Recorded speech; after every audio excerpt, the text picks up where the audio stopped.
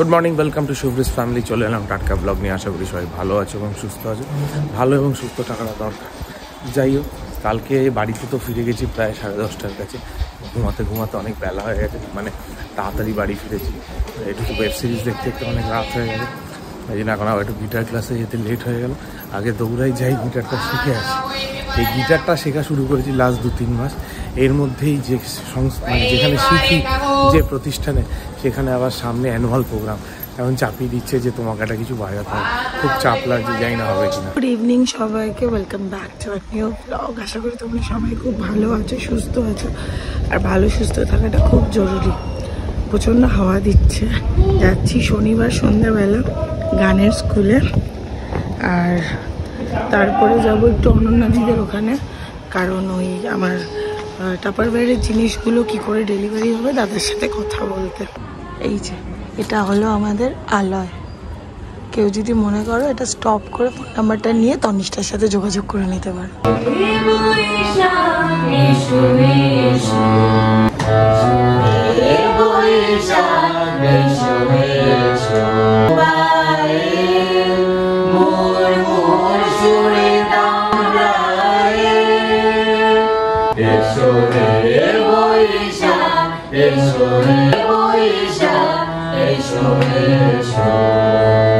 গান শিখে তো বেরোলাম, এখন তো একেবারে তুমুল রেসাল চলছে।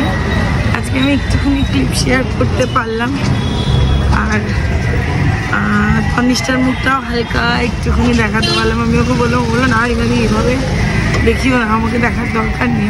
না, সত্যি খুব যত্ন করে শেখায়। মানে আমি ছোট ছোট বাচ্চাগুলোকেও দেখি, এত যত্ন করে শেখায়। আঁকা বলো, গান বলো, আবৃত্তি বলো, প্রতিটা জিনিস ভীষণ যত্ন করে শেখায়। আমি ভাবছি পেন্সিল স্কেচটা শুরু করব ওর কাছে। ওর কাছে বললাম তুই শেখাস? বললাম হ্যাঁ শেখাই। আমি আমাকে শেখাবি? বলো কেন শেখাবো, শুরু করবো। যতটা ইনভলভ থাকা যায় আর কি লাইফে। একটা অক্সিজেন নিয়ে বেরোলাম, আরেকটা তুমুল অক্সিজেন নিতে যাচ্ছি অনন্যাদির কাছে। দাদার সাথে আমার দরকার আছে, কারণ আমার টাপারওয়্যারের ডেলিভারির ব্যাপারে। আর অন্যান্যদের কাছে তো বলতে পারো আদর খেতে যাচ্ছি। মানে এই মানুষগুলো যারা খুব নিঃস্বার্থভাবে আমাকে খুব ভালোবাসে, আমার বোকা বোকা কথাগুলো শোনে, তো এরা আমার আবদারের জায়গা। আমি কালকে রাতেই দিদিকে বলছিলাম, দিদি ভালো লাগছে না, মনটা একটু যাবো। বলে হ্যাঁ চলে আয়। ঠিক আছে, যাচ্ছি। ওদিকে রিমা ব্লগটা করছে আজকে সকাল থেকে। অনেকগুলো আমার ক্রিটিক্যাল কাজ ছিল এবং সত্যি সবকটা সিরিয়াস কাজ ছিল, যার জন্য আমি ব্লগটা ওপেন করতে পারিনি। কাজগুলো খুব কনফিডেন্সিয়ালভাবে, মানে কাজগুলো আর কনফিডেন্সিয়াল বলাটা ভুল, মানে কাজগুলোকে আমাকে খুব স্ট্রিক্টলি ওয়েতে করতে হচ্ছিল, যার জন্য ব্লগ ওপেন করতে পারিনি। তাই দুজন মিলে ও এসেছিল অনন্যাদির ওখানে, তো আমি ওখান থেকে ডাইরেক্ট কাজের ওখান থেকে ওখানে চলে এলাম। এসে এবার দুজন একটু ফুচকা হচ্ছে খাবো। সত্যি কথা যা মজা হলো, যা অক্সিজেন নিলাম।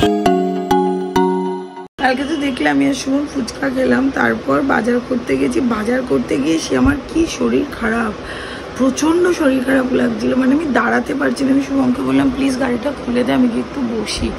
তো বাড়িতে এসে প্রেশার চেক করলাম, প্রেশার তো ঠিক ছিল। যাই না, হঠাৎ করে গরমেই হতে পারে। এত বাজে একটা বিচ্ছিরি, মানে কি বলবো, আমি রাত্রি 12টা 12:30 অবধি আমার একটা অস্থির অস্থির লাগলো। তারপরে একটুখানি রেস্ট নিয়ে স্নান করলাম, পড়াতেও পারিনি আর। একটু রেস্ট নিয়ে স্নান টান করলাম, স্নান টান করে তারপরে যেন একটু ধাতস্থ শুভম বলে ঘুমিয়ে পড়ো। মানে শুভম আর রাত্রিবেলা আর বেরোতে পারলো না। মানে এরকম আমার হচ্ছে, কেমন যেন মনে হচ্ছে বুক ধরপড় করছে, কেমন মনে হচ্ছে যেন হাত পা কেমন হয়ে যাচ্ছে, কীরকম যেন একটা হচ্ছিল। যাই হোক, এর জন্য কালকে তো ব্লগটা শেষ হয়নি, তাই আজকে হলো ওয়েলকাম ব্যাক। আবার একটা নতুন দিন, রবিবার। আর এমনিতে আমাদের ব্লগটা একদিন পিছিয়ে যাচ্ছিলো, তো ভালো হয়েছে, দুদিনের ব্লগ একসাথে গেলে একদম একসাথে সেট হয়ে যাবে। তো আজকে সেরকম অ্যাজ কোনো প্ল্যান নেই। শুভম 2 দিন তো বাড়িতেই ছিল অনেকটা টাইম। যাই হোক, আবার আজকে একটুখানি বেরোবে, টুকটাক কাজ তো করতে হবে। আর আমার টাপারওয়্যারের অর্ডারও ঢুকছে, তার মাঝখানে পড়ানোও রয়েছে। হয়তো প্রেশারটা একটু বেশি হয়ে গেছে।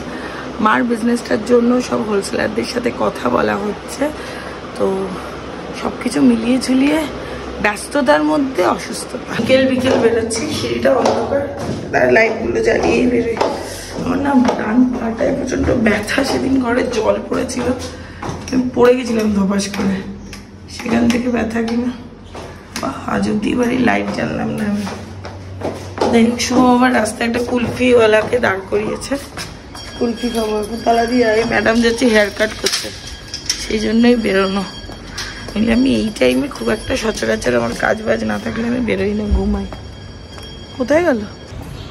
ওই যে শুভম গাড়ি বার করেছে, কুলফিওয়ালা গিয়ে ওখানে দাঁড়ালো। আমার চলে যাচ্ছে কেন? খাওয়াবে না আমাদেরকে? আসলে খাওয়াবে না? তোমার কাছে ক্যাশ নেই, আমি জানতাম। শুভমের কাছে ক্যাশ নেই, সোনার কাছে ক্যাশ আছে। শুভমের কাছে অনলাইন, আর এরা কি আর অনলাইন নেয়? কিছু ক্যাশ রাখতে হয়। কত শেখাবো বল, কিছু ক্যাশ রাখতে হয়। তুমি বেলজিয়ামে জন্মাওনি, তুমি বাগদাটিতে জন্মেছো। তুমি এখন, তোমার এখনো সবকিছু ডোর স্টেপেই হয়। আমি আর বাংলাটাই বললাম না, ঠিক আছে? এরকম বাচ্চা কাচ্চা নিয়ে বেরোবি না, বাচ্চা কাচ্চা নিয়ে বেরোলে সব খাওয়াতে হয়। কটা বলেছিস? তিনটে। লাস্ট কৈখালিতে তুই না, তবে কৈখালিতে তোরা দুপুরবেলা খেতি না তুই আর মামুনি? ও ছোট ছিলি। আজকে তোর কৈখালির অনেক গল্প শুনলাম, তুই আমাকে শোনালি, যদি ওটা শেয়ার করা যাবে না। Good afternoon, welcome to showbiz family. Rima already blog শুরু করে ফেলেছে, কালকে থেকে শুরু হয়েছে। তো এখন আমি কাজে বেরিয়েছি, আজকে অনেক দিন পর অনেকগুলো কাজ নিয়ে স্কেডিউল নিয়ে বেরিয়েছি। না না, অকাজে বেরোনি, গ্রুম করতে বেরিয়েছে। আমি কোনো গ্রুম করতে পারিনি তোর। আরে বাবা, ও ফলো এটা ভুরু প্লাক করা না কি, ভুরু কি করে আইব্রো করতে না। ও এখানে আমরা কুলফি খাচ্ছি। আগে কুলফিগুলোকে এরকম গোল করে মাঝখান দিয়ে কেটে কেটে 4 টুকরো করতো। হ্যাঁ হ্যাঁ, তো ওটা নিয়ে মনের পয়সা যে বড়লোকস। খেতে ইচ্ছা হলো, খেলাম বটে, কিন্তু সেই আগের মতো টেস্ট একদম নেই। নুন দিয়ে ওরা রাখে যাতে বরফটা চট করে গলে না যায়। তাহলে আগে একটা বেশ মিল্কি একটা ভালো সুন্দর টেস্ট হতো, কিশমিশ থাকতো। এখন কিছু না, শুধু বাদাম, তাও মনে হয় কাজু বাদাম তো নিশ্চয়ই নয়, পিনাটস। যাই হোক, হঠাৎ করে বৃষ্টির আগমন। কালকে ডাকাডাকি হলো, বৃষ্টি হলো না। আজকে ডাকাডাকি নেই, বৃষ্টি। এর আগেবার দোষ হয়েছিল, গানটা বন্ধ কর। এর আগেবার দোষ হলো, খাবার আসলে পরে রিমা আগে থেকে খেয়ে নেয়, ব্লগটা হয় না। সঞ্চিতা দি আমাকে বললো, রিমা দেখো ব্লগটা শুরু করলে সেরকম ভাবে করতে হয়। কে খায় দেখো। মালাই টোস্ট হলে না আমি রেজিস্ট করতে পারি না। মালাইটা একবার দেখো, কচুর করে খাচ্ছিস। একটু মালাই কাবাব হবে নাকি? চুল কাটাচ্ছে এখানে বসে, আবার হাসছে, আবার তাকাচ্ছে। দেখো, কাজকর্ম সব ঊর্ধ্বে রেখে ম্যাডামদের দাবি মেনে আমি মানি স্কয়ারে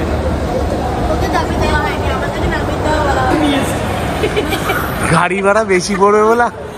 ও আমাকে বলছে তোদেরকে নামিয়ে দিয়ে চলে যাবো মানি স্কয়ার থেকে। ও বলেছে? না, ও বলছে। আমি বললাম যে না, তবে যাবো না মানি স্কয়ার। আমার কেন? বললাম 150 টাকার পপকর্ন কিনতে আমি 300 টাকা উবের ভাড়া দিতে পারবো না, যদিও পিক আপ অ্যান্ড ড্রপ দেয়। তখন বাজে 12:30। যাই হোক, এই সময়টা পেলাম, ওই তো ঘুরে টুরে এলাম। এসে পড়ানো ছিল, অনেকগুলো পড়ানো ছিল, কারণ মাঝে মাঝে কারেন্ট অফ থাকছে, এর জন্য অতটা ঠিকভাবে পড়াতে পারছি না। তাই পড়িয়েটা নিলাম, পড়িয়ে নিয়ে কালকে সোমবার, কালকে থেকে পড়ানোটা আবার ভালো করে গুছিয়ে শুরু করতে হবে। সেই সব করে তারপরে জাস্ট একটা পরোটাই খেলাম রাত্রিবেলা। আমার না ইদানিং রাত্রিবেলা করে প্রচণ্ড শরীরটা খারাপ যাচ্ছে, কেমন যেন একটা উইক হয়ে যাচ্ছি, কেমন যেন মনে হচ্ছে স্ট্রেস পড়ছে, ঘুমটাও হচ্ছে না। একসাথে মাথার উপর অনেক কিছু চাপ নিয়ে নিলে হয় যা আর কি, নিশ্চিন্ত মাথা হঠাৎ করে চাপ নিয়ে নিলে যেটা হয়। যাই হোক, তো খাওয়া দাওয়া হলো। শুভম এখনো ফিরেনি, শুভম ফিরবে। শুভম গেছে শুভমেরই একটা বন্ধুর সাথে দেখা করতে। তো এটা আমি বললাম, হ্যাঁ দেখ, কাজের বাইরে এগুলো একটু কর, আড্ডা মার, কারণ রিক্রিয়েশনটা আমাদের লাইফে খুব দরকার, ওর বা আমার।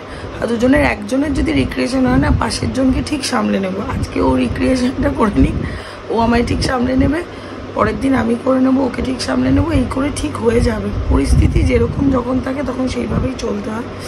যাই হোক, তো কালকে থেকে ব্লগটা চলছে, আজকে এখানেই শেষ করছি।